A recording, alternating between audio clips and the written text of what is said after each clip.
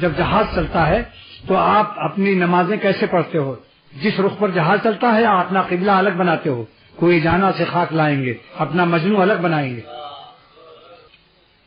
تو جہاز اس رخ کو جا رہا ہے مشرق، مگر آپ کعبے کی طرف جانے والے چاہتے ہیں. کیا مطلب؟ کہ زمانے کی ہواؤں میں رہیے لیکن اپنا قبلہ درست رکھیے، اور زمانے سے مت ڈریے. ہم کو مٹا سکے یہ زمانے میں دم نہیں، ہم سے زمانہ خود ہے، زمانے سے ہم نہیں. ہم کو مٹا سکے یہ زمانے میں دم نہیں، ہم سے زمانہ خود ہے، زمانے سے ہم نہیں.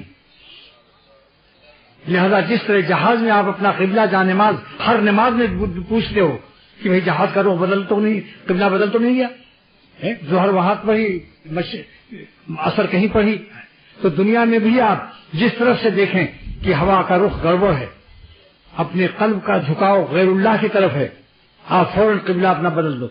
اگر ایک آشاریہ بھی دل کسی حسین کی طرف جھک رہا ہے، درد دل سے کہتا ہوں اور واللہ کہتا ہوں، ایک آشاریہ جھکاؤ سے بھی ہوشیار ہو جاؤ.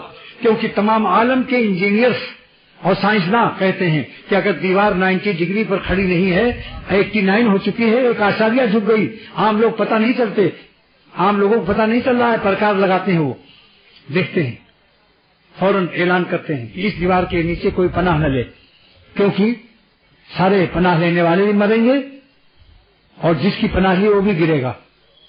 ایسے شخص کو بھی اختیار مت کرو جس کی 90 ڈگری، ان سے دین بھی حاصل مت کرو جن کا قلب 90 ڈگری اللہ کی طرف نہیں ہے. ان کی دیوار استقامت چونکہ خود 90 ڈگری پر نہیں ہو سکتا، دیوار گر جائے اور تم بھی مر جاؤ. اس لیے مرید ہونے میں بھی جلدی نہ کرو، کچھ دن آزماؤ، ان کی صحبتوں میں رہو، دیکھو کہ یہ شخص اللہ کے راستے پر 90 ڈگری اپنے قلب کا قبلہ صحیح رکھتا ہے یا نہیں.